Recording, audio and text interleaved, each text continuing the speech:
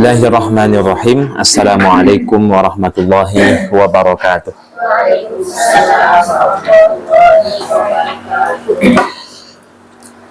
Hamdan wa syukran lillah, summa salatu wassalamu ala rasulillah Sayyidina Muhammad bin Abdillah, la hawla wa la quwata illa billah. Ashhadu an la ilaha illallah wahdahu la syarikalah, wa ashhadu anna sayyidana Muhammadan abduhu wa rasuluh. Allahumma faqihna fid din wa 'allimna ta'wil. Diawali dengan memuji Allah Subhanahu wa taala dengan mengucapkan kalimat hamdalah. Alhamdulillahirabbil alamin. Dilanjutkan berselawat kepada Rasulullah. Allahumma salli ala sayyidina Muhammad wa ala ali sayyidina Muhammad. Kita buka dengan kalimat basmalah. Bismillahirrahmanirrahim. Kita lanjutkan materi kita, yakni surah Al-Ghasyiyah ayat ke-8. Baik. Pada ayat sebelumnya kita sudah menjelaskan bahwa di mana Allah Subhanahu wa taala menjelaskan sekelumit keadaan orang-orang kafir kelak di hari kiamat. Ya. Pada ayat ke-8 dan seterusnya, Allah Subhanahu wa taala menjelaskan tentang keadaan orang-orang mukmin nanti di akhirat. Jadi ini ada komparasi ya, perbandingan. Dan memang salah satu ciri khas Al-Qur'an itu ketika menyebutkan tentang neraka, tak hanya secara khusus itu disebutkan tentang neraka saja, tapi selalu ada perbandingannya juga berbicara tentang surga. Ya, begitu juga ketika berbicara tentang surga, sebaliknya akan disampaikan juga tentang azab neraka. Nah, artinya apa? Dari sini Allah Subhanahu wa taala membimbing kita bahwa masuk neraka dan masuk surga itu pilihan, bukan bagian dari takdir. Ya. Memilih mukmin atau kafir itu juga adalah pilihan.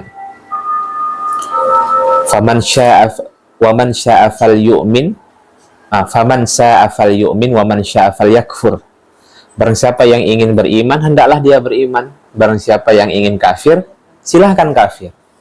Artinya apa? Ini bantahan terhadap orang-orang yang mengatakan bahwasanya seseorang masuk surga dan neraka itu sudah ditetapkan oleh Allah Subhanahu wa taala. Namun kalau ditanya, apakah Allah tahu bahwasanya manusia itu kelak akan masuk neraka? Tahu. Nah, tapi apakah manusia itu sudah ditetapkan secara terpaksa masuk neraka, sehingga dalam keadaan apapun dia ingin berubah, maka dia akan dijauhkan dari amal soleh? Maka tidak. Nah, bisa dipahami ya. Nah, apa Umi? Itu takdir yang masih bisa berubah kan? Bukan. Ada yang namanya ketetapan Allah, ada yang namanya pengetahuan Allah. Yang sudah ditetapkan itu tidak akan bisa dirubah. Namun apa yang Allah ketahui itu bukanlah bagian dari apa yang Dia tetapkan. Contohnya, ketika saya membuat suasana atau sidang ujian, saya tahu pada akhirnya murid itulah yang nanti yang akan menjadi juara 1 atau ranking 1. Tapi apakah saya kasih nilai dia agar menjadi ranking 1? Tidak kan? Jadi pengetahuan saya tentang murid itu bahwasanya murid itu nanti akan dapat juara. Tapi kan kita buat ujian kan seperti itu. Begitulah tamsil para ulama. Jadi bukan sengaja Allah buat bahwasanya kita ini dipaksa untuk masuk neraka atau dipaksa untuk masuk ke dalam surga. Takdir itu bisa dirubah. Nah, muncul pertanyaan, takdir itu bisa dirubah? Sebahagian ulama mengatakan tidak. Kalau kita pun berdoa agar takdir kita dirubah, doa itu pun bagian dari takdir. Si fulan itu harusnya masuk neraka. Cuman pada tanggal sekian, hari sekian, dia berdoa agar jangan dimasukkan ke dalam neraka. Itu juga bagian dari takdir. Ada yang memahami demikian kan? Nah, maka jalan selamatnya apa? Masalah takdir itu adalah kuasa Allah Subhanahu wa taala, pengetahuan mutlak Allah Subhanahu wa taala. Sikap kita adalah usaha. Ada sebagian ulama mengatakan bahwasanya kita ditetapkan untuk masuk neraka dan kita juga ditetapkan masuk surga. Ada yang berpendapat seperti itu. Nah, iya kan? Iya kan? Tapi cara menyikapinya, oleh karena kita tidak tahu ujungnya kita adalah masuk neraka atau masuk surga, ya silahkan untuk usaha. Kecuali kita tahu bahwasanya pada akhirnya kita masuk neraka, kan gitu. Nah, wallahu a'lam, ada perbedaan pendapat. Tapi kalau Bunda menanya, Bunda bertanya kepada saya bahwa masuk surga dan neraka itu adalah pilihan. Bukankah di dalam surah Al-Kahfi dan banyak di dalam surah-surah yang lain Allah mengajak kita untuk berpikir, bahkan Allah memerintahkan kita untuk memilih. Barang siapa yang ingin beriman, silahkan beriman. Barang siapa yang ingin kafir, silahkan kafir. Berarti masuk surga dan neraka itu pilihan. Jelas ya. Baik, kita lanjutkan. Setelah Allah menjelaskan keadaan orang-orang yang tersiksa pada ayat sebelumnya, di ayat ke-8 ini Allah Subhanahu wa taala menjelaskan keadaan orang-orang mukmin kelak di akhirat. Allah berfirman, wajah-wajah. Ya, yauma idzin, pada hari itu na'imah, penuh kenikmatan, atau dengan kata lain berseri-seri. Maksudnya Bunda, nanti pada hari kebangkitan ada hamba-hamba Allah yang terlihat wajahnya berseri-seri, dan itu hanya diperuntukkan bagi orang-orang yang beriman ketika di dunia. Gambaran wajah mereka itu bukan seperti orang kaya yang diberi uang yang berlimpah, tapi gambaran wajah mereka itu seperti orang yang benar-benar miskin diberi uang atau diberi harta yang berlimpah. Kebayang nggak itu? Kalau orang kaya nerima uang mungkin sebesar 1 M biasa saja kan? Tapi ini memang orang yang tak terpikirkan bagi dirinya bahwasanya bisa dia dapat uang 1 M. Jangankan 1 M, 100 juta saja mungkin tak terpikir sama dia. Tapi dia terima. Biasanya bagaimana kita melihat wajah orang yang seperti itu? Ceria, berseri-seri, ya. Baik. Jadi artinya tidak ada sedikit pun gambaran rasa takut, gelisah, khawatir. Ya. Baik. Ini yang pertama. Allah melukiskan bagaimana keadaan orang-orang yang beriman nanti di hari kiamat.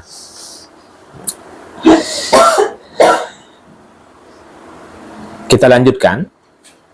Ayat ke-9. Lisa'yiha radiyah.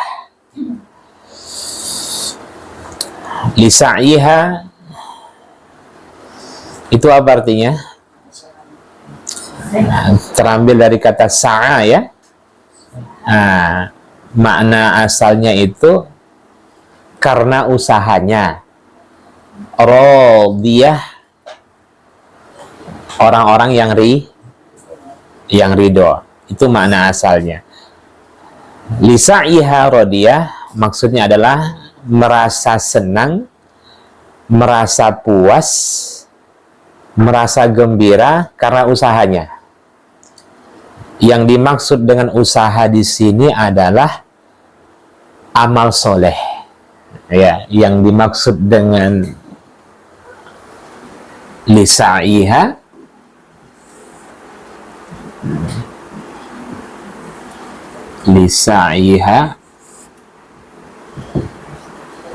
adalah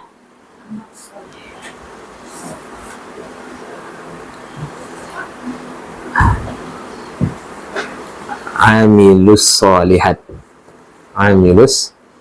solihat atau al-ibadah.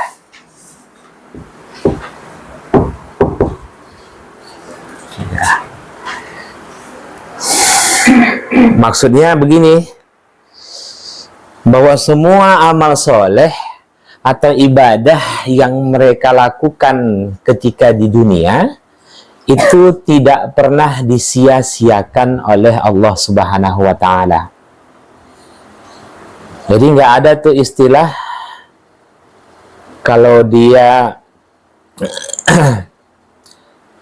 sholat sunnah 2 rakaat ternyata ketika di akhirat balasannya itu tidak ada. Jadi setiap amal soleh yang dilakukan itu tidak akan pernah disia-siakan oleh Allah Subhanahu wa Ta'ala. Atau segala bentuk ibadah apapun yang dia lakukan itu tidak akan pernah disia-siakan oleh Allah Subhanahu wa Ta'ala. Dan ini sebenarnya menjadi motivasi bagi kita, Bunda. Harusnya kita senang di dalam beribadah sekalipun orang-orang tidak membalas kebaikan-kebaikan yang kita lakukan. Karena sesungguhnya perlu kita ingat bahwa tidak ada kebaikan itu yang percuma. Tidak ada kebaikan yang percuma.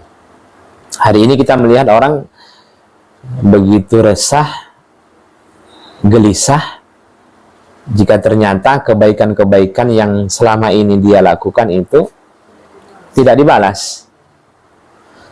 Yang membuat kondisi demikian itu karena dia melakukan kebaikan itu bukan karena Allah, atau bahasa Arabnya bukan lillah tapi linnas. Bukan lillah tapi bukan lillah melainkan linnas. Jadi tidak ada yang disia-siakan, Bunda. Nah, bahasa percuma itu nggak ada. Bahasa percuma itu tidak ada. Percuma kau itu tidak ada. Tapi ingat,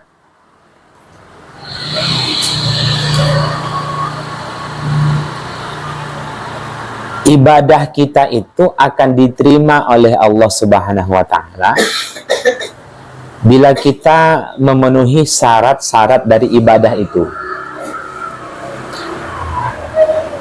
Apa syarat-syarat ibadah? Ayo, syarat-syarat bahwa itu dapat dikatakan ibadah.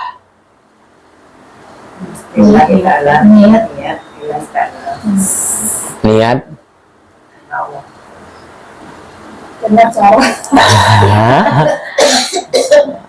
Jadi kalau tidak tahu ini asal-asalan nanti ibadahnya.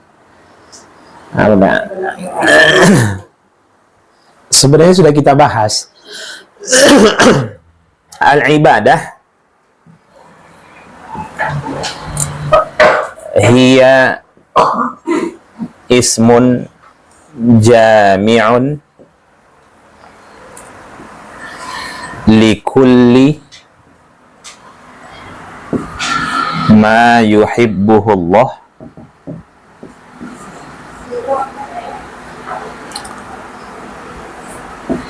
wa yardahu minal aqwali wal a'mali al-batinah waz zahirah.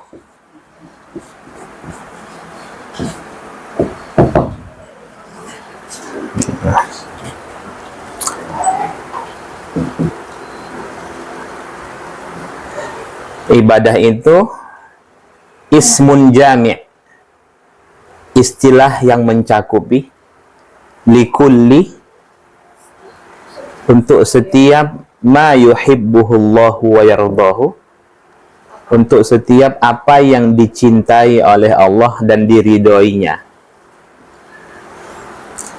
Kemudian minal aqwali, baik itu berupa ucapan, wal a'mali, ain ini ya, wal a'mali, dan perbuatan, al batinah, baik sifatnya batin, wal zahirah maupun zahir. Jadi kalau kita simpulkan Bunda, bentuk ibadah itu satu, ucapan, yang kedua perbuatan. Sifatnya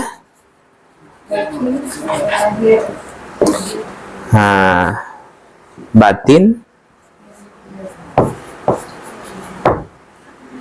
yang kedua zahir.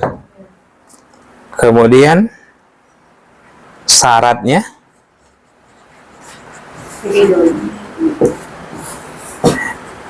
diridhoi, mohon maaf, dicintai dan diridhoi. Nah, lihat di sini. Inilah yang disebut dengan ibadah. Jadi ibadah itu bisa dalam bentuk ucapan maupun perbuatan. Sifatnya ada yang nampak, ada yang tidak nampak. Berarti isi hati kita itu pun bisa bernilai ibadah. Apa itu? Husnuzon, syukur, sabar. Itu kan ibadah-ibadah yang sifatnya batin. Ikhlas, itu kan sifatnya batin. Puas, qanaah, serta yang lain-lainnya. Kalau yang bentuknya itu zahir, sesuatu yang tampak lah. Nah, sesuatu yang tampak. Dosa itu pun juga demikian kan. Dosa batin apa? Riya, ujub. Kalau mengumpat tampak tuh. Iya. Ujub, hasad, apalagi suuzon, kufur.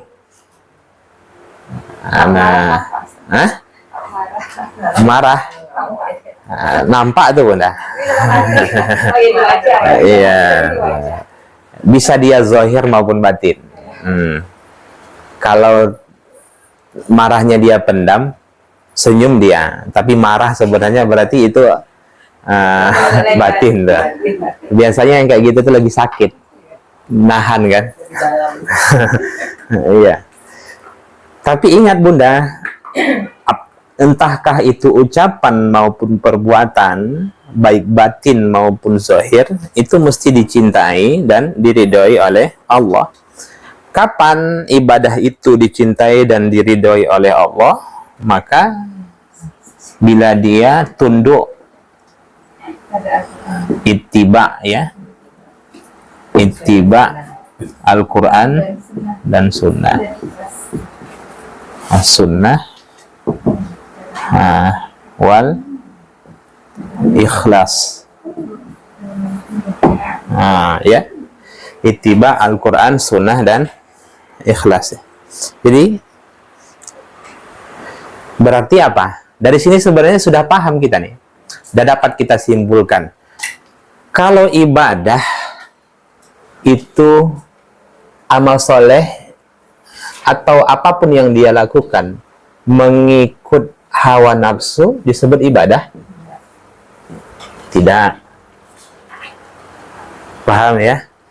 Ibadah yang dia lakukan ikut hawa nafsu. Rasaku 2 rakaat sholat subuh menyembah Allah itu kurang lah. Jadi dia lakukan itu 4 rakaat walaupun ikhlas. Diterima sholat subuhnya? Enggak, kan? Ibadah ikut tradisi itu bukan juga disebut ibadah. Tapi nanti jangan dipahami secara mutlak. Ada tradisi-tradisi yang diterima di dalam syariat Islam, tidak semuanya. Ya, tradisi yang bertentangan dengan syariat Islam. Intinya Bunda, ibadah itu tunduk dengan dalil. Tunduk dengan dalil.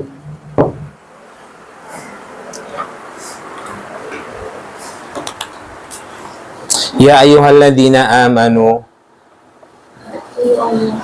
la tubtilu shadaqatikum bil manni wal adha. Hai orang-orang yang beriman, jangan la tubtilu shadaqatikum bil manni wal adha. Hai orang-orang yang beriman, jangan kamu menyakiti perasaan saudaramu, melukai perasaan saudaramu dengan sedekahmu. Itu bukan amal soleh. Berarti berhubung kamu susah sekarang ini, saya bantu ya. Itu bukanlah amal soleh, karena sudah tidak tunduk lagi dengan dalil. Nah, memberi saja, kalau senang memberi tapi tidak tunduk dengan dalil atau tidak ikut aturan syariat Islam, tidak disebut dengan ibadah. Untuk itulah kita belajar. Fungsi kita dari belajar ini agar mengoreksi semua ibadah-ibadah yang kita lakukan.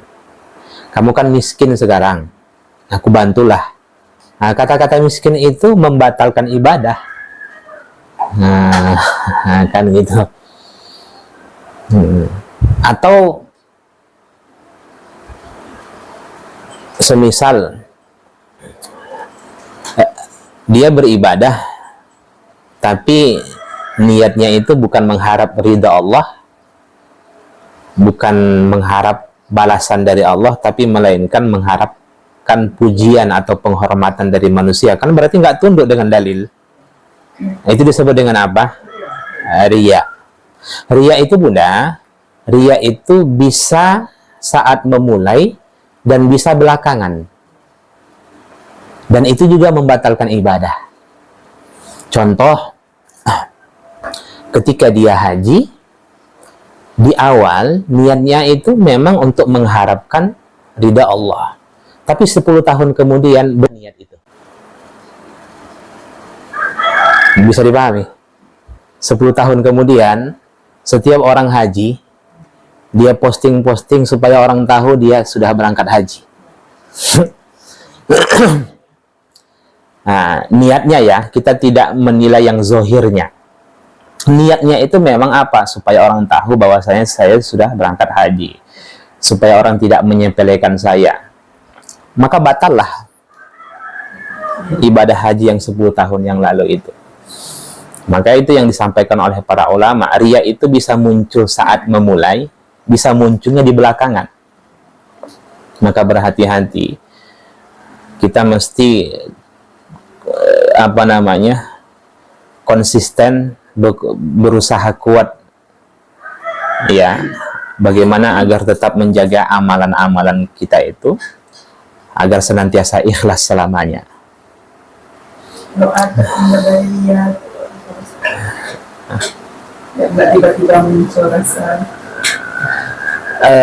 sebenarnya secara umum banyak Bunda. Allah konsisten dalam kebaikan itu. Allahumma ya muqallibal qulub sabbit qalbi ala dinik, tetapkanlah aku dalam agama. Itu kita meminta, ya Allah, agar setiap aktivitasku itu selalu berada dalam koridor agama. Itu maksudnya. Jadi apapun itu, tindak tanduk kita dan lain sebagainya. Wa ma yantiqu 'anil hawa in huwa illa wahyun yuha. Bahwa apa saja yang diucapkan oleh Nabi, dilihat oleh Nabi, bahkan gerak-gerik Nabi, itu bukan keinginan pribadi Nabi. Natiq itu bukan hanya sebatas ucapan, tapi bahkan Nabi berpaling pun begini, itu wahyu. Itulah sebabnya orang sekarang kok terlalu menyepelekan sunnah Nabi. Karena apapun Nabi berjalan, Nabi menyentuh, itu semuanya wahyu, bukan kehendak Nabi, bukan keinginan pribadi Nabi. Nah, makanya ittiba Al-Quran dan sunnah. Ya, bisa dipahami ya.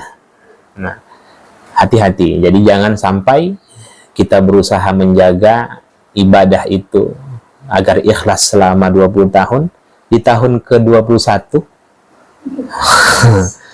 nah, kita malah riya, di tahun ke-22 mati. Ya. Apakah dengan taubat amalan itu bisa kembali lagi? Nah, wallahu a'lam. Saya tidak tahu. Nah, yang penting seriuslah, tuluslah di dalam bertaubat. Karena di dalam doa iftitah kita itu, Allahumma naqqini minal khotoya kama yunaqqas thawbul abyadu minad danas. Itu kita memohon kepada Allah agar Allah menghapuskan dosa-dosa kita, tapi tidak ikut menghapuskan kebaikan-kebaikan kita.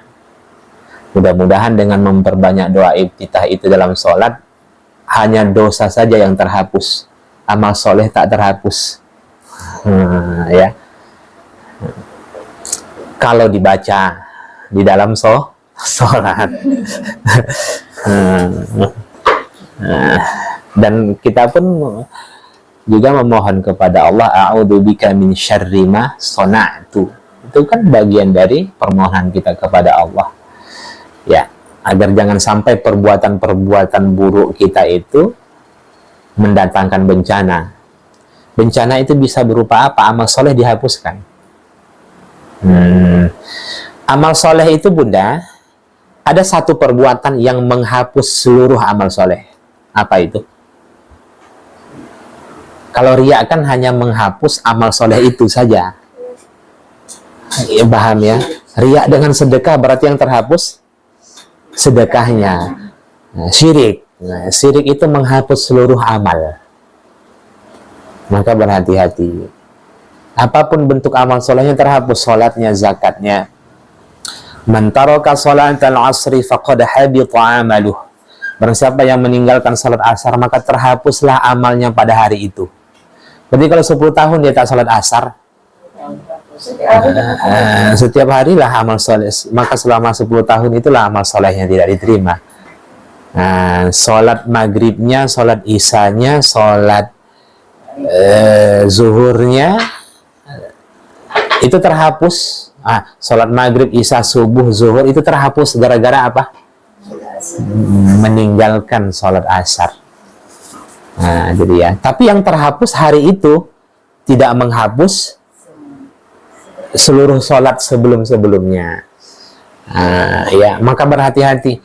Ada bab itu namanya di dalam syariat Islam, bab pembatal amal.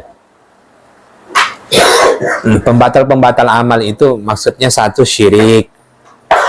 Mudah-mudahan nanti di lain waktu akan kita bahas. Yang kedua, bersumpah atas nama Allah tapi untuk kebohongan. Itu menghapus amal.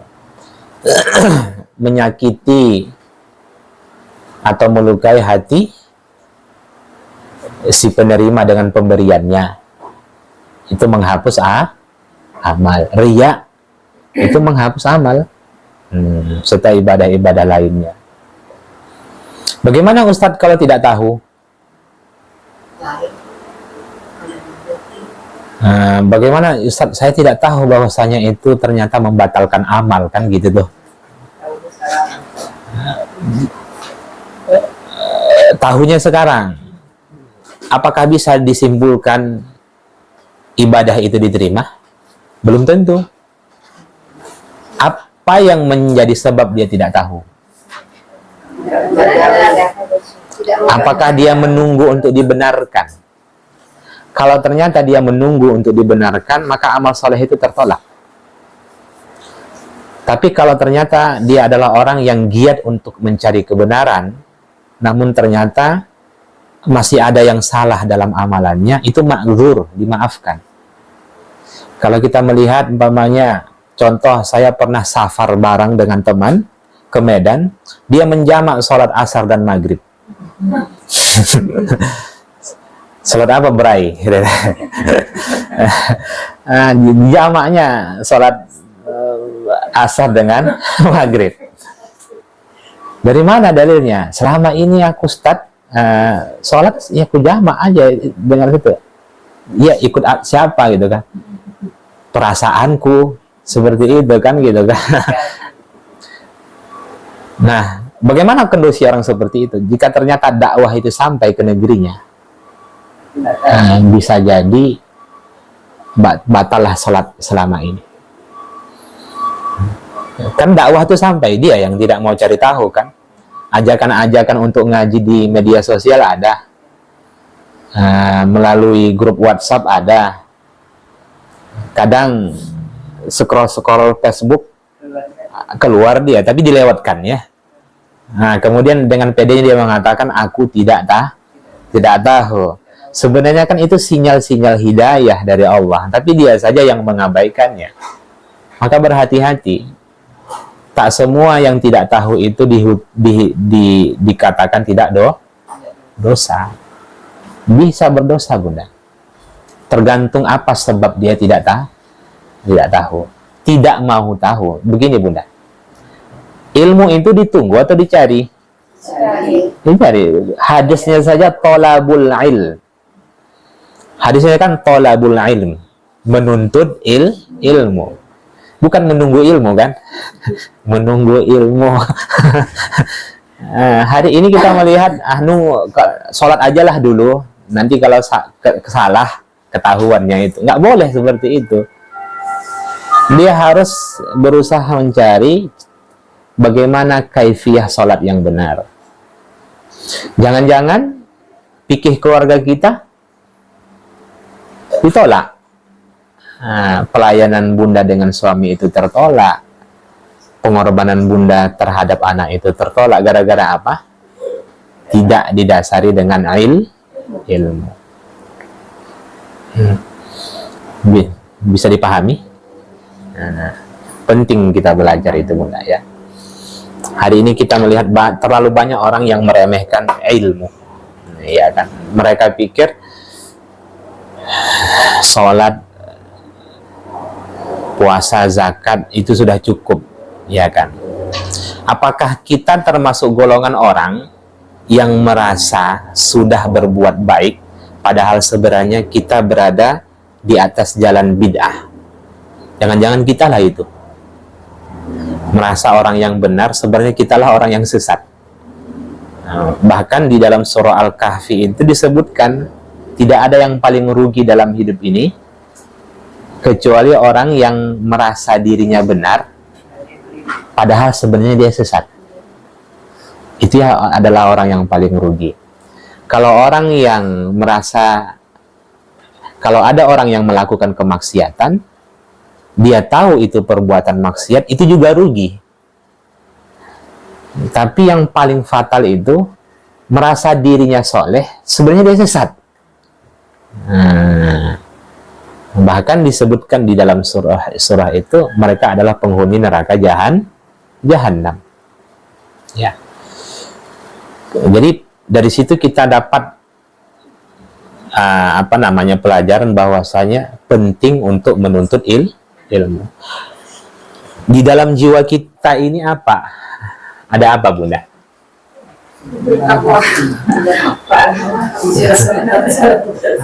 Ada akal, ada hati. Apa lagi?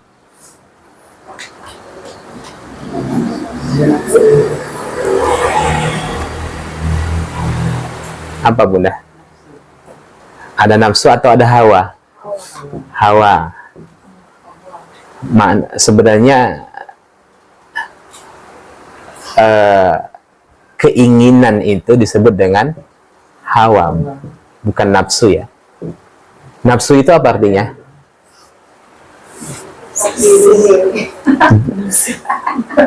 Nafsu itu an-nafs. An-nafs itu apa? Jiwa.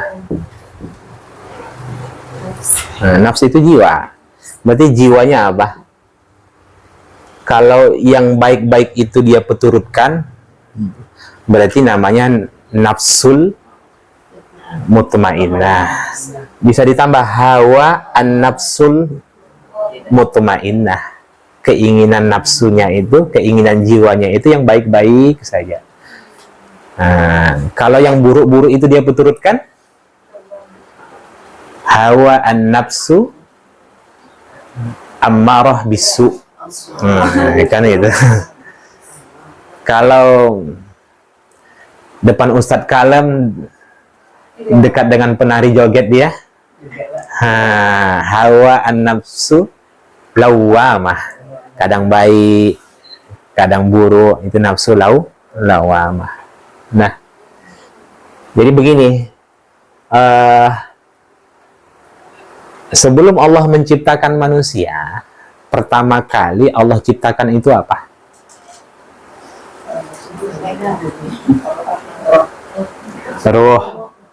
Ruh ya. Sepakat? Wa nafakhtu mir ruhi. Bahwasanya Allah lah yang meniupkan ruh itu secara langsung menjadi sumber kehidupan manusia. Ruh ini sumber kehidupan. Lalu Allah ciptakan sangkar dari ruh itu disebut dengan apa? Jasad. Sangkar dari ruh itu jasad. Kemana-mana jawaban Bunda nih. Oke. Ketika ruh ini menyatu ke jasad disebut dengan apa?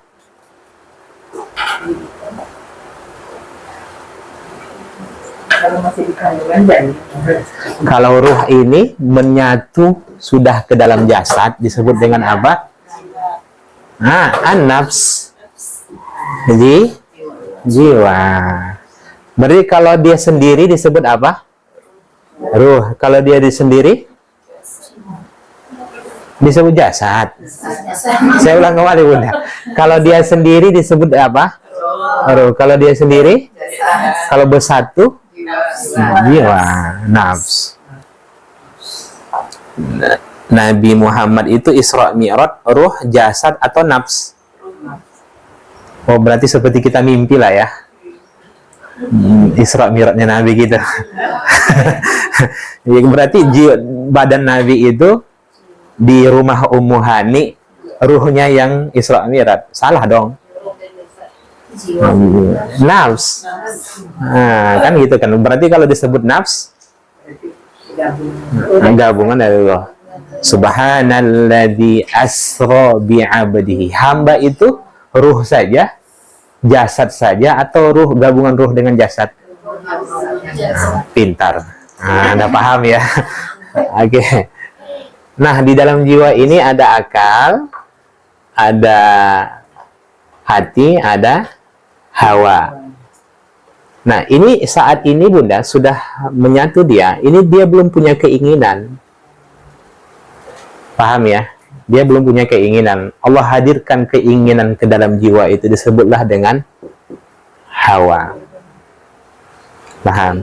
Untuk mengontrol ini Allah ciptakan akal, hati, dan Allah turunkan ilmu. Bisa dipahami? Untuk mengontrol keinginan ini, hawa ini, Allah ciptakan apa? Akal, hati, dan ilmu. Mudahnya, itulah sebabnya orang yang tak berakal nggak ada beban taklif kan? Orang gila itu nggak ada. Apa saja yang dia lakukan itu mau telanjang dia di jalan, nggak berdosa dia kan. Nah, pamer-pamer kemaluan dia di jalan itu nggak berdosa dia. Ya kan? Anak-anak belum tahu yang mana yang baik, mana yang buruk. Di samping dia tak berakal, hati nuraninya pun belum muncul. Maka nggak ada beban taklif. Nah, orang yang tidak tahu memang tidak sampai dakwah kepada dirinya, juga tidak ada beban taklif. Maka untuk mengontrol ini, Allah hadirkan ini, Bu. Jadi nggak ada orang yang dipaksa untuk masuk neraka gitu. Kenapa dia masuk neraka? Karena dia nggak bisa mengontrol nafsunya. Padahal Allah sudah hadirkan bekal.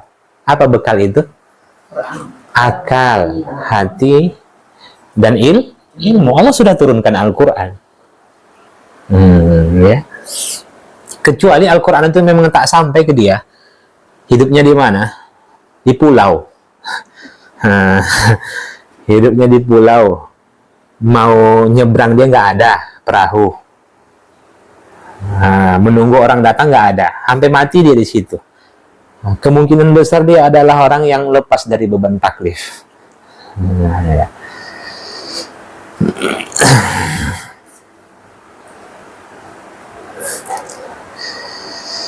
Kita lanjutkan. Sampai mana tadi?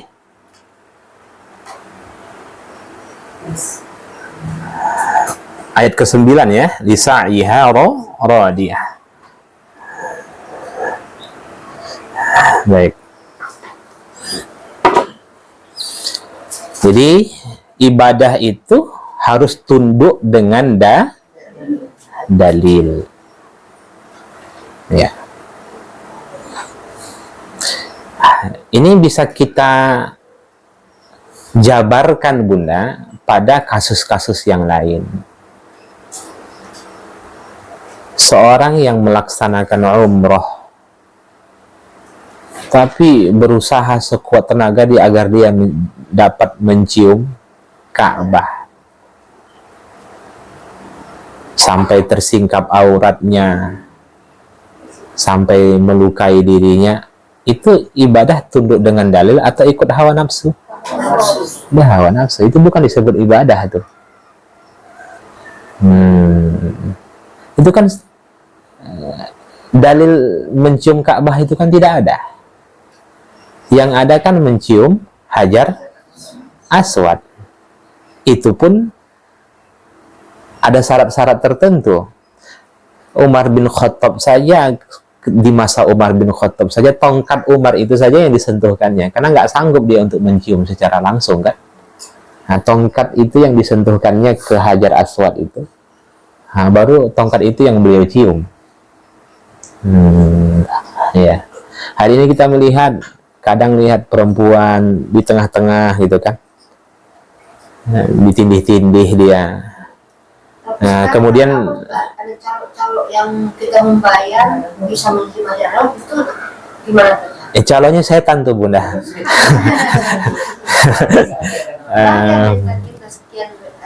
Iya, calonnya setan tuh. Jangan anggap malaikat tuh. Dia tahu dia itu perbuatan buruk kan. Untuk apa dicalo-calokannya? Banyak juga Ustaz jemaah Indonesia kayak gitu. Banyak. Iya, itu kan kurang bimbingan dari para asatid wal asatizah ya. Baik. Kita lanjutkan. Jadi ibadah itu bukan ikut hawa nafsu.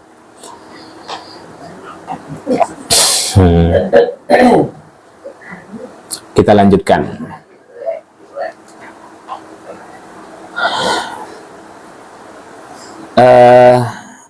Ayat ke-10. Nah, hati-hati ya, kembali lagi, saya ulang kembali lagi, Bunda, jangan sampai ibadah kita itu ternyata adalah perbuatan bid'ah. Jangan sampai ibadah kita itu bercampur dengan kesyirikan, ya. Kemudian jangan sampai kita beribadah ternyata rujukan ibadah kita itu hadis palsu. hadis palsu. Ya. Lanjut ayat ke 10. Fi jannatin 'aliyah. Nah, tempat mereka nanti di mana? 'Aliyah. Berada di dalam surga yang tinggi. Baik. Surga itu berapa derajat, Bunda?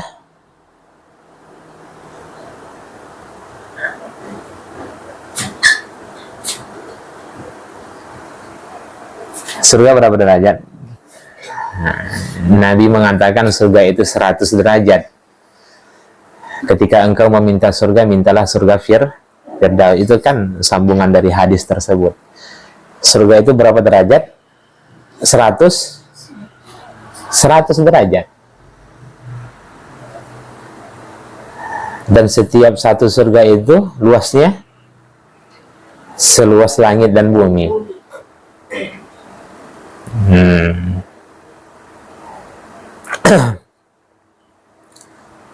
Ini masih secara umum ya, bahwasanya Allah mengatakan orang-orang yang semasa hidupnya itu sibuk beribadah, sibuk beramal soleh, mereka surganya nanti di akhirat itu berada pada surga yang tinggi. Ya. Yang tinggi itu bisa mengunjungi yang rendah. Yang rendah itu nggak bisa naik ke atas. Itu memang tidak datang dari Nabi, tapi itu adalah ungkapan para ulama kita. Saya membacanya dalam kitab Tafsir At-Taisir dan Tafsir Al-Qurtubi. Bahwasanya orang-orang yang berada di surga yang rendah itu tidak bisa berada untuk mengunjungi atau bertamu ke surga yang tinggi. Tapi surga yang tinggi itu bisa berkunjung kepada surga yang rendah. Kenapa? Karena surga yang tinggi itu pantas dia untuk turun ke bawah. Yang di bawah ini nggak pantas naik ke atas. Nanti ke atas nggak mau pulang dia kan?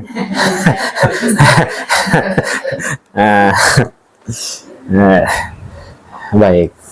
Tapi sakit hasad mereka ketika Allah takdirkan, Allah tetapkan dia di surga yang rendah. Ada muncul rasa iri? Enggak. Kenapa? Rasa iri itu sudah dicabut oleh Allah. Hasad itu dicabut. Keinginan untuk masuk surga yang tertinggi itu nggak ada.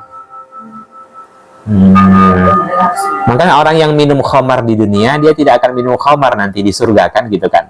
Kalaupun dia nanti masuk surga atau transit di neraka, dia tidak akan minum khamar di surga. Apa nggak sedih itu? Maksudnya apa? Allah cabut hawa nafsu keingin dia itu untuk minum khamar. Memang nggak ingin dia minum khamar di surga. Bukan artinya nanti dia masuk surga ingin minum khamar tapi nggak dikasih Allah, sedihlah. Berarti ada dong kesedihan di surga.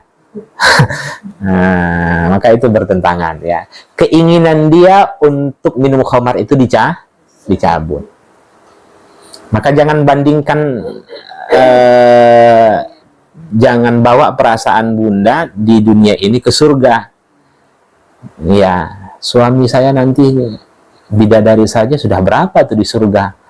Nah, gitu kan. Saya di sini aja 2 saja nggak setuju saya. Nah, nambah 1 lagi aja nggak mau saya. Kan gitu loh, kata istrinya. Apalagi nanti di surga. Nah, dibawanya perasaan itu ke surga, enggak Bunda? Nah, rasa-rasa itu tidak ada lagi. Ya, baik. Ini masuk surga, pingin dia suaminya juga tetap tidak poligami di surga. Oke. Nah, suaminya bilang apa? Di dunia sudah repotin, ya kan? Di surga juga kayak gitu. Baik. Keindahan surga ini lebih rinci lagi Allah sebutkan di dalam surah Al-Waqiah. Nah, coba nanti Bunda baca surah Al-Waqiah itu. Baca dari awal sampai akhir nanti. Bagaimana Allah menceritakan tentang keindahan surga. Ya. Oke. Sudah pernah dibaca terjemahnya? Siapa yang sudah memahami surah Al-Waqiah secara utuh? Yang mana yang lebih wajib, dipahami atau dibaca? Dipahami. Jangan sibuk dengan yang wajib saja gitu. Jangan sibuk dengan yang sunnah, tinggal yang wajib. Ya. Baik, kita lanjutkan ayat ke-11. La tasma'u fiha laghiyah. Tidak kamu dengar fiha, di dalamnya, maksudnya di dalam surga itu, laghiyah, ucapan yang sia-sia.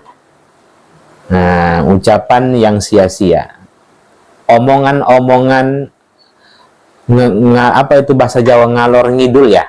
Nah, itu tidak ada. Kalau ucapan-ucapan yang ngawur itu tidak ada, apalagi ucapan fahisyah, ucapan-ucapan keji, apalagi ucapan al-badhi', ucapan-ucapan kotor. Kalau ucapan fahisyah itu Bunda, seperti memfitnah, gibah, itu nggak ada di surga. Kebayang nggak Bunda lagi makan gitu kan digibahin? Lagi makan buah apel surga gitu kan digibahin, enak nggak? Nggak enak kan itu tidak ada lagi.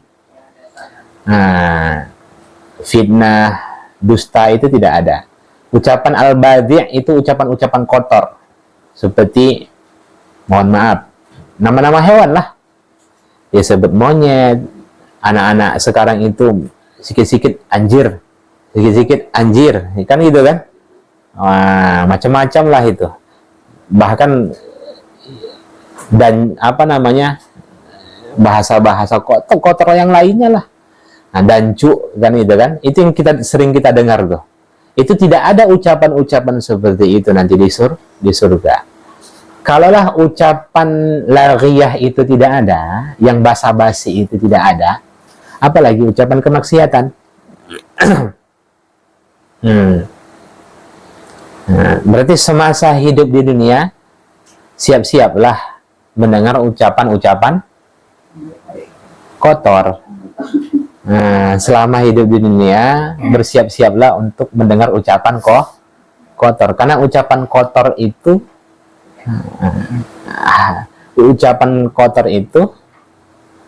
hanya ada di dunia, tidak ada di surga. Oke. Dan kita pun tidak bisa Bunda, tidak bisa membatasi yang demikian kan, mengendalikannya. Kenapa?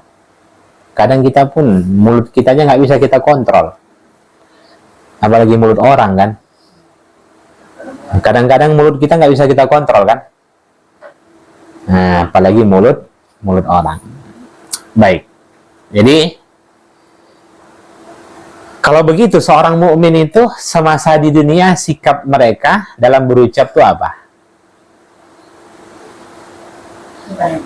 Ucapan yang baik. Karena penghuni surga itu ngomongnya yang baik-baik. Ngomongnya yang baik-baik. Ya.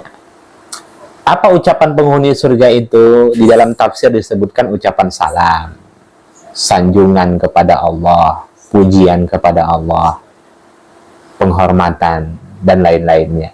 Yang penting semuanya yang baik-baik lah. Semuanya yang baik-baik dan menyenangkan kita. Ya.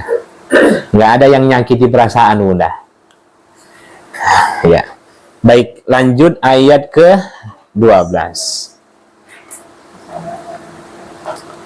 Sekarang setelah kita membahas ini, ada nggak Bunda termotivasi ingin masuk surga?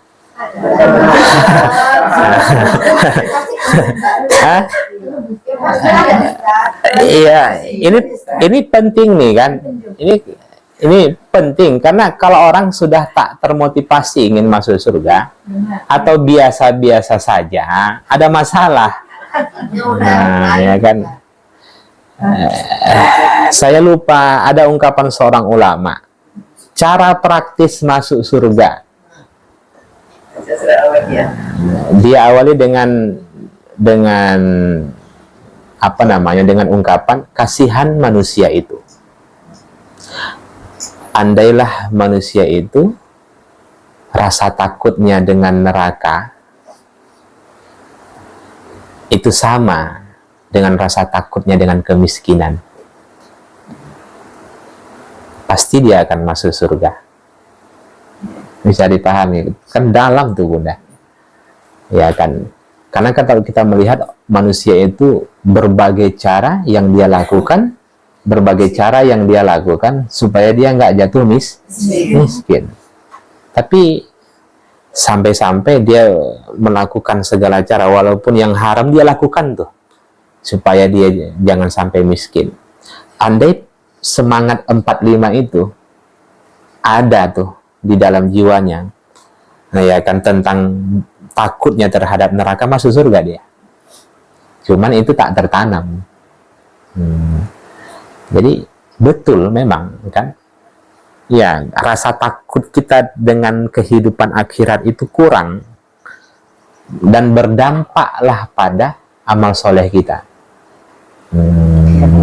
Rasa harap kita terhadap surga itu kurang, berdampak dengan amal soleh kita.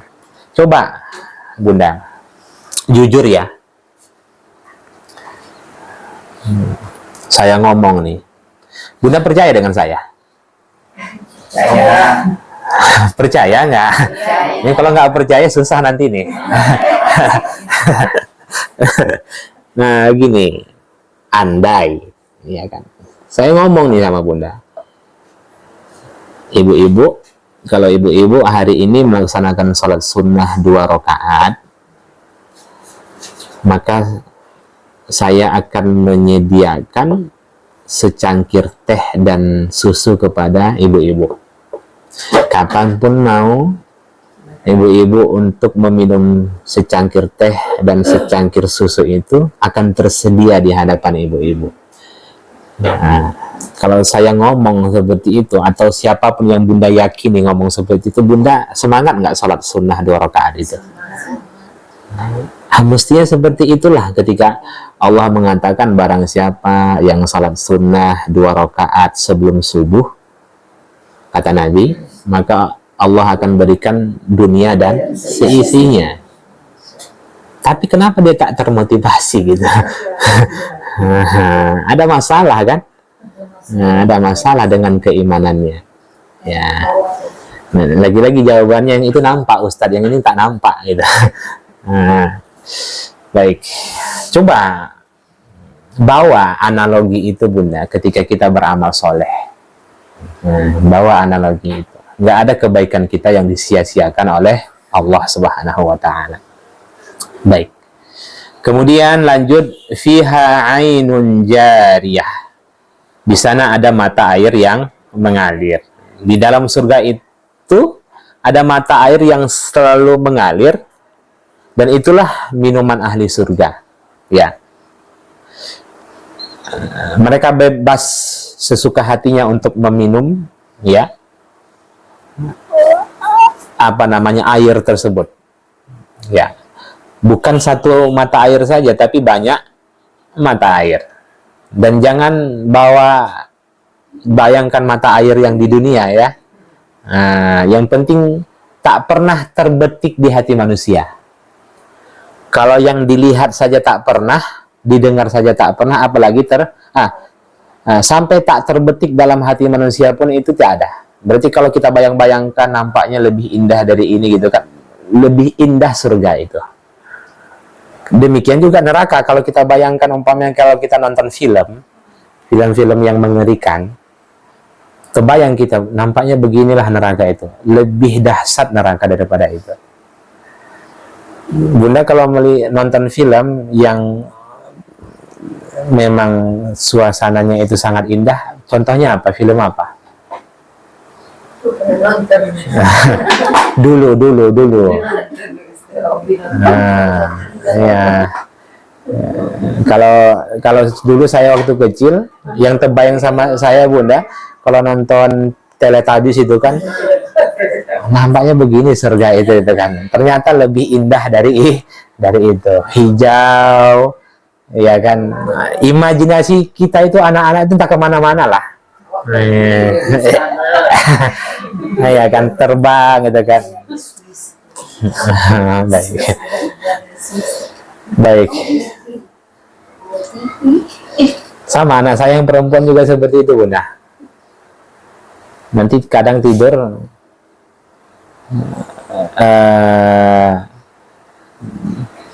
apa namanya, dia posisikan AC itu ke dia, kemudian pakai apa, pakai bantal kan, terus kenapa seperti itu nak, ikut apa katanya, Frozen ya apa, Frozen ya, pakai mana imajinasi beliau. Baik, lanjut. Fiha sururum marfu'ah. Di dalamnya ada surur. Surur itu dipan-dipan, ya, yang ditinggikan. Ya, lagi-lagi saya mengulang kembali, bentuk dipan di surga itu, Bunda, mewah dan tinggi. Ya, kasurnya empuk. Ya. Terus kalau tinggi Ustadz, apakah harus manjat? Kalau manjat berarti ada usaha. Kan berarti apa tuh? Susah. Kesusahan itu nggak ada di surga. Hal-hal yang menyusahkan itu nggak ada di surga. Berarti bagaimana tuh? Kalau pakai remote pun Bunda pakai usaha. Berarti kita di surga udah nggak ada kewajiban untuk sholat, puasa ya? Nggak ada, Bunda. Nyuci piring nggak ada, Bunda, di surga. Ya. Nanti kalau disediakan nanti sama Allah minuman, ya kan Bunda nggak ngambil, nggak nyeduh lagi gitu kan. Nah, setelah itu siap diminum, nyuci, itu nggak ada di dunia, yang ada kayak gitu. Ya, di surga itu nanti akan dibahas juga lebih detail lagi dalam surah An-Naba. Dia apa namanya, dipannya itu secara otomatis merendah. Bukan, Bunda, dia tinggi. Bukan. Iya, kalau kita mau naik dia turun sendiri gitu. Iya, kebayang nggak Bunda manjat lagi gitu kan? Udah sempat sampai kata lelah gitu kan. Ini surga atau apa nih gitu kan? Karena kita umumnya suka yang tinggi-tinggi, idealnya. Kita pergi kemana? Ke puncak kan? Untuk lihat apa?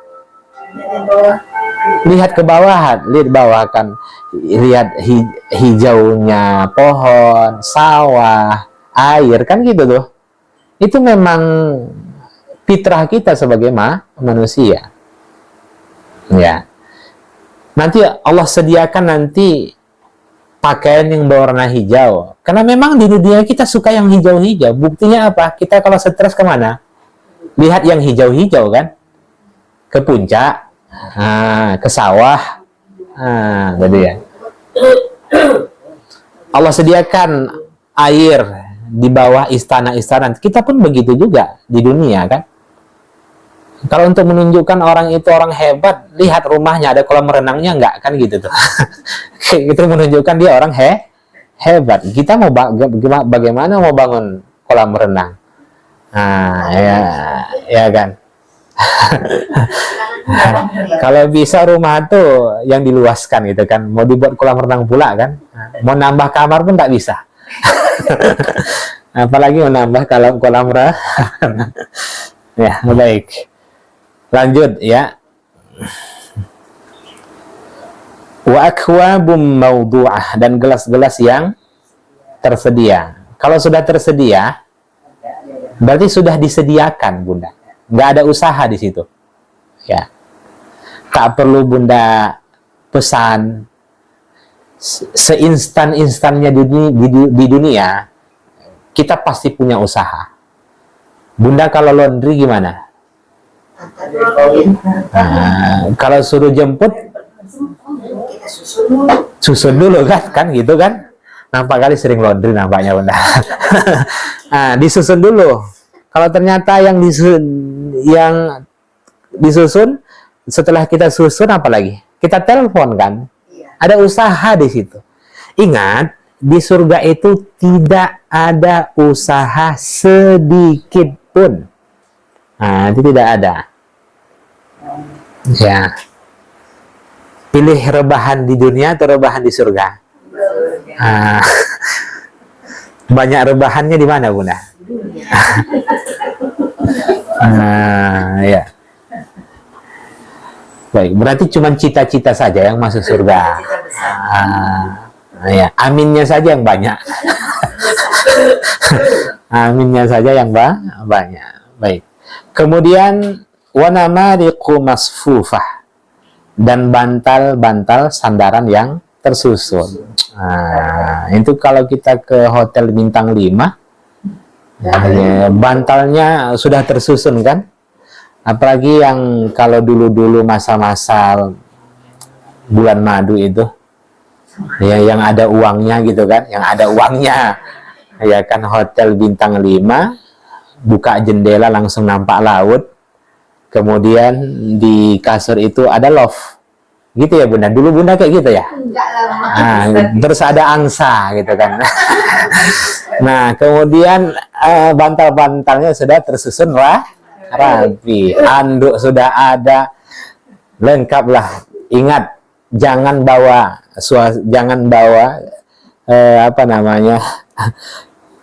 keindahan itu seperti di surga, lebih daripada itu. Begitu dibuka, ternyata kolam renang sudah ada bunga mawar semuanya. Ya kan, di atas kolam renang itu sudah mengapung apa Bunda? Ada talam, kemudian ada air minum. Ketawa Bu Endang. Ya.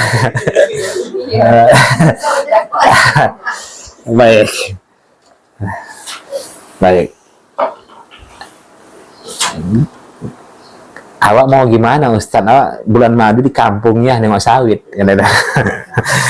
Ya. Lanjut ya. Wazarabiyyu mabthuthah. Dan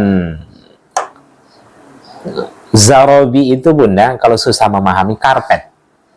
Ya, permadani itu artinya karpet. Mabthuthah, yang terhampar. Jadi di surga itu ada karpet. Ada karpet? Ada. Ya, tapi jangan bayangkan karpet Iran atau Turki. Ya, karpet apa yang termewah saat ini Bunda?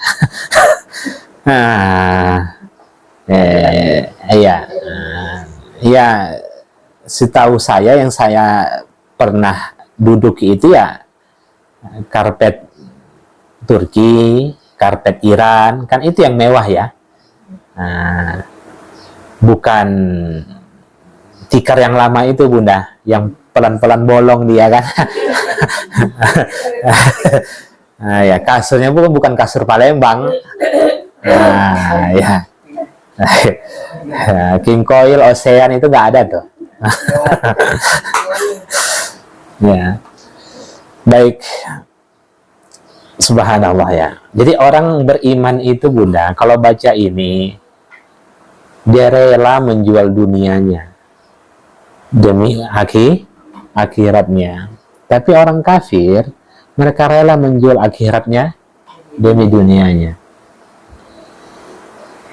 Kita masuk bagian yang mana? Terkadang kita mengatakan kita muslim, tapi perangai kita sama seperti orang-orang kafir. Faktanya apa? Kita korbankan akhirat kita hanya demi dunia yang sesaat. Betul? Iya kan? Seperti itu. Ya. Kita nabung itu untuk sedekah atau nabung itu untuk jalan-jalan? Jujur ya. Iya. Di luar sana banyak orang yang nabung untuk sedekah Bunda. Dan saya beberapa kali mendengar itu dan menyaksikan. Ya. Tapi lebih banyak orang yang nabung itu untuk jalan-jalan. Sampai rela dipotong gajinya, semua sepakat suami istri supaya nanti tahun depan bisa tur, ya kan, keluar negeri. Nggak ada motivasi dalam keluarga mereka itu, yuk nabung, sisakan 100.000 tiap bulan supaya tahun depan itu bisa sedekah. Itu menunjukkan bahwasanya keimanan dia tentang akhirat itu belum terbangun dengan kuat. Bagaimana agar memunculkan keimanan itu? Nggak bisa instan. Walal akhiratu khairul laka minal ula. Nabi saja bunda pelan-pelan, ya kan, baru kesolehan Nabi itu bertingkat gitu kan. Nggak langsung jadi Nabi itu memang soleh, ya kan, tapi pelan-pelan Nabi itu semakin meningkat kesalehannya. Itu kalau sekelas Nabi saja seperti itu, apalagi kita. Ya, jadi kita memang, kenapa kita belajar, kita korbankan waktu kita, tujuannya untuk itu. Ya kan, waktu demi waktu, ya kan, iman kita itu semakin meningkat, ya. Baik. Ini kadang ada yang bertanya, Ustaz, supaya bagaimana iman itu kuat? Kita tanya, ibu ada ngaji? Enggak. Udahlah, diam lah kita kan. Ya kan, ada Ustaz seminggu sekali, ya kan, itu pun sebulannya datang, 5 bulannya nggak hadir. Banyak yang seperti itu. Oke. Baik. Begini Bunda, ketika ayat-ayat ini tentang azab neraka dan keindahan surga itu disampaikan oleh Rasulullah Sallallahu Alaihi Wasallam, wahyu turun kepada Rasulullah, dan Rasulullah sampaikan itu kepada orang-orang kafir Quraisy, itu bagi mereka dongeng, ngawur Muhammad nih.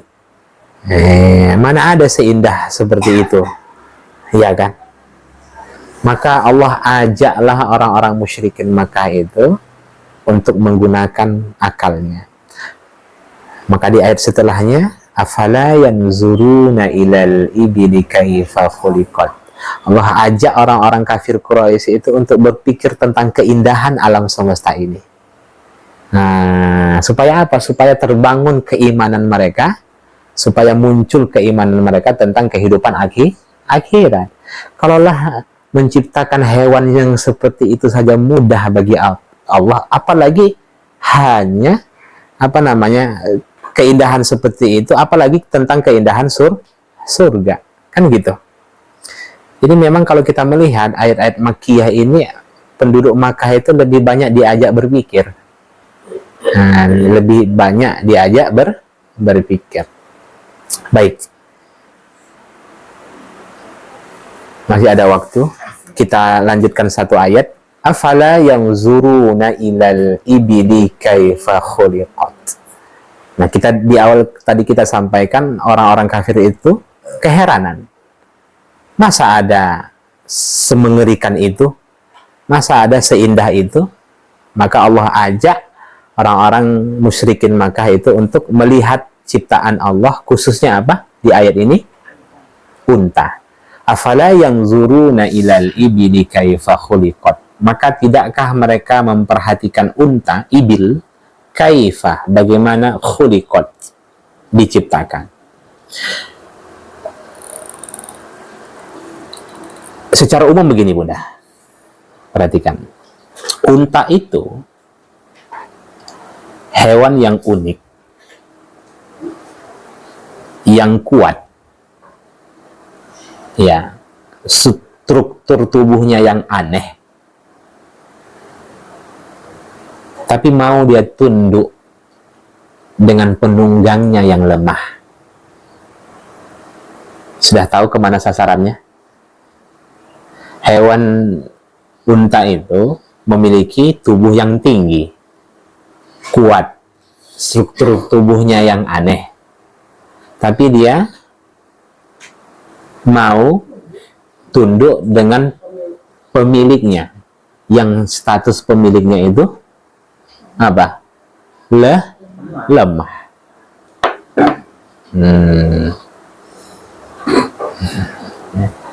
Bisa diambil pelajarannya. Apa pelajarannya, Bunda? Nah, kalau yang lemah saja unta itu tunduk gitu kan. Kita masa nggak tunduk dengan Allah Subhanahu wa Ta'ala yang Maha menciptakan. Nah, baik, silakan ditulis di antara keistimewaan unta. Ya, yang pertama, bisa dijadikan kendaraan pengangkut barang dan tunggangan manusia.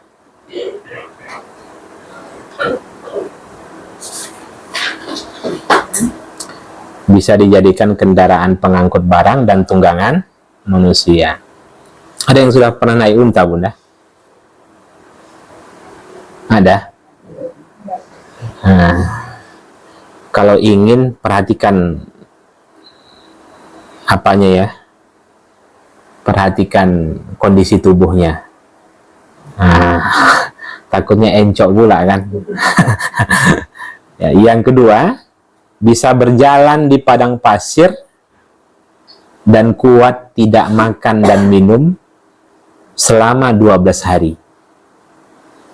Bisa berjalan di padang pasir dan kuat tidak makan dan minum selama 12 hari. Ya.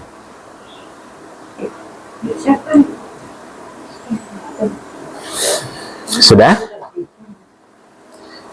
Yang ketiga, seluruh tubuhnya diliputi dengan bulu-bulu tebal dan keras.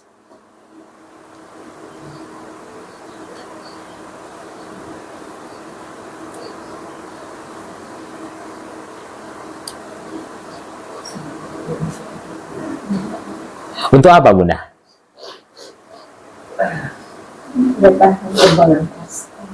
Tahan panas, tahan dingin, dan ketika memilih duduk, bahasanya ya, duduk itu di padang pasir, dia tidak merasakan kepanasan. Jadi Allah ciptakan bulu unta itu yang sangat tebal supaya tahan cuaca dingin, tahan cuaca panas. Ya. Kemudian yang keempat, namun pada bagian lehernya sangat lembut agar tidak sulit disembelih. Untuk siapa ini? Untuk manusia kan? Ya, ya.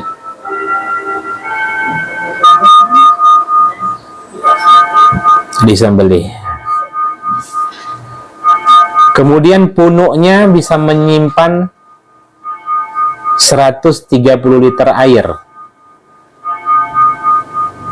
dan makanan yang begitu banyak. Punuknya ya, nah udah 130 liter air dan makanan yang begitu banyak.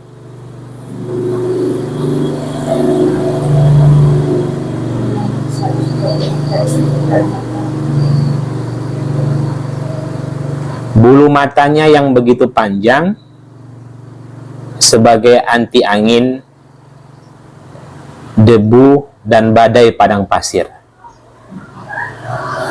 Makanya ada bulu mata badai ya, Bunda.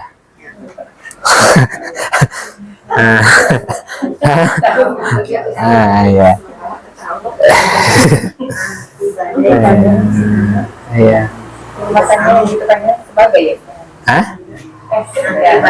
Sebagai anti angin, debu, dan badai padang pasir ya. Iya, bulu mata anti badai gitu. Ya.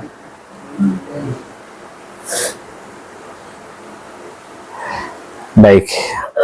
Ada itu lelucon kalau orang dulu jatuh bulu matanya menunjukkan apa? Kalau orang sekarang jatuh bulu matanya berarti kurang lem.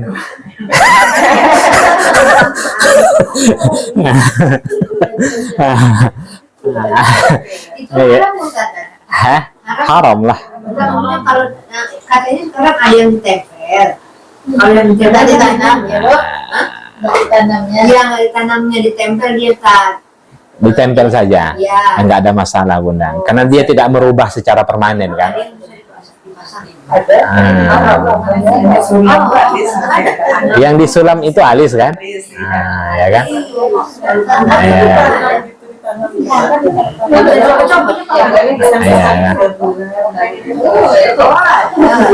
Baik.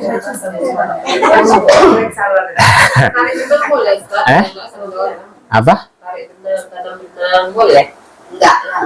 Sudah mulai muncul. Lebih baik tidak. Walaupun Penciptaan juga nggak? merubah ciptaan secara permanen itu sepakat para ulama tidak boleh, kecuali jika awalnya memang rusak atau dalam keadaan darurat. Enggak, karena Allah ciptakan hidung kita ini pesek karena kebaikannya memang hidung kita ini pesek. Kalau dibuat mancung rusak maslahatnya. Nah, siapa yang lebih tahu, Allah atau kita? Kenapa Allah ciptakan hidungnya mancung? Karena memang dia hidup harus hidung mancung. Kalau hidungnya pesek, dengan orang yang seperti itu rusak nanti tubuhnya. Paham Bunda? Ada kemaslahatannya di situ. Kenapa rambutnya ikal? Karena Allah ciptakan tubuhnya itu butuh struktur rambut yang ikal. Paham? Kalau dirusak, rusak nanti maslahatnya. Nah, kecuali memang awalnya itu sudah dalam alasan-alasan medis dan lain sebagainya, itu dikatakan para ulama boleh kan gitu. Makanya kalau mohon maaf, kalau rebonding itu boleh, hukumnya boleh. Iya, karena dia kan tidak merubah secara permanen. Akarnya kan tetap muncul, ya tetap keriting-keriting juga. Ya kan? Tetap keriting juga Bunda. Sepanjang, cuman kan ada yang sekarang ini tuh, yang apa namanya itu, memang akarnya itu tanam ya, berubah jadinya, itu nggak boleh, itu haram. Karena dia sudah merubah secara permanen. Dia perawatan di rambutnya lagi. Itu bisa. Apa Bunda? Kalau dia botak, Ada itu? Ada Bunda. Ada. Dia awalnya kan itu boleh, itu kan apa namanya? Iya, bukan remaja Bunda. Iya kan, itu kan itu nggak ada masalah. Yang awalnya tidak ada kan gitu. Makanya kan para ulama-ulama kontemporer mengatakan kalau ternyata giginya itu brongkos, dibuat supaya normal, boleh gitu kan. Iya. Tapi yang sudah normal itu jangan dirubah-rubah lagi. Iya.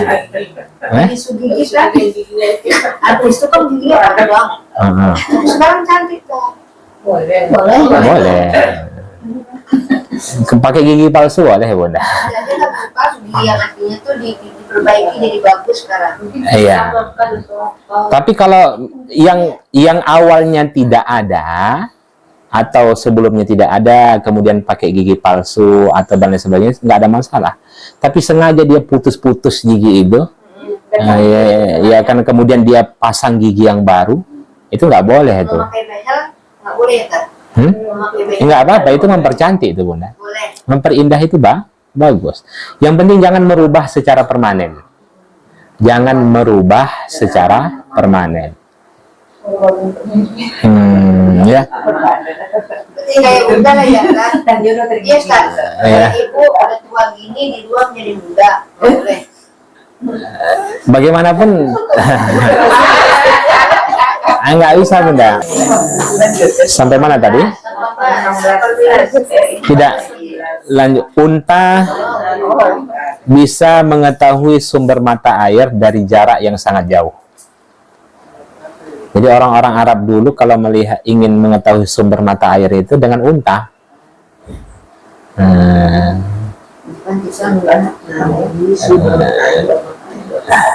Sumber mata air dari jarak yang sangat jauh.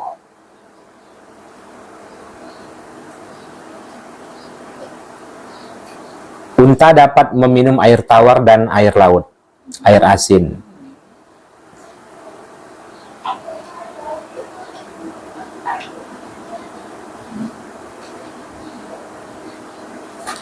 Sudah? Organ mulutnya yang kuat sehingga mampu memakan tumbuhan yang berduri. Makanya kan dia makanan-makanannya padang pasir apa yang tumbuh Bunda? Sejenis kaktus kan? Nah, dia.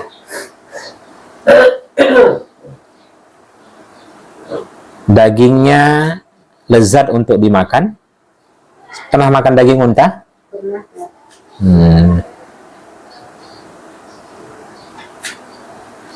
Kulitnya bisa dimanfaatkan. Kulitnya bisa dimanfaatkan. Kulit unta itu Bunda bisa digunakan orang dulu sebagai atap rumah, rebana, bahkan apa itu buayan, gendongan bayi. Nah, ya itu terbuat dari kulit unta. Kemudian susunya dapat diminum.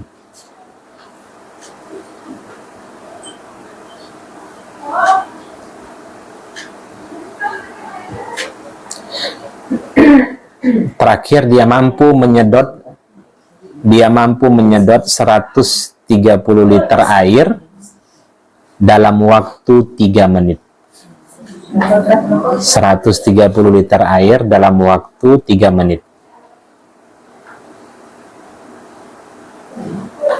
Apa tujuannya Bunda? Kalau di padang pasir lama, itu kan menunggu penunggang, itu kan penunggangnya lama, jadi menunggu kan di cuaca yang begitu panas. Kalau sempat dia minum air itu lama, itu menyusahkan penunggangnya tuh. Subhanallah, ciptakan keistimewaan unta yang seperti itu menunjukkan kebesaran dan kemahakuasaan Allah. Kalau begitu istimewanya unta tersebut, bagaimana dengan pencipta unta tersebut? Kan gitu. Nah, jadi Allah ciptakan kita ini sesuai dengan kemaslahatannya. Hewan unta berbeda struktur tubuhnya, ya kan? Kenapa tinggi dia Bunda? Kenapa tinggi unta itu? Coba bayangkan kalau rendah, maka hawa panas itu akan terasa bagi penunggangnya. Itulah Allah ciptakan unta itu begitu tinggi supaya hawa panas dari padang pasir itu nggak terasa. Itu sengatan batu, padas dan lain sebagainya itu kan terasa itu kalau rendah. Karena artinya apa? Allah ciptakan kita itu sesuai dengan fungsinya masing-masing. Ada kemaslahatan di situ. Nanti setelah ini kita lihat, coba perhatikan unta. Jadi melihat ke kebun binatang dan lain sebagainya, coba lihat nanti. Iya ya, kenapa ya bulu mata itu sampai tutup matanya gitu kan? Ya kan? Bahkan lebih panjang daripada bulu mata kuda. Ya kan? Jadi kita lihat punuknya. Sebenarnya kalau kita benar-benar berpikir, lihat unta saja bertambah keimanan kita. Ya, bertambah keimanan kita. Baik. Tadabbur alam, ya. Baik. Barakallahu fikum jami'an. Subhanakallahumma wa bihamdik, nasyhadu an la ilaha illa anta, nastaghfiruka wa natubu.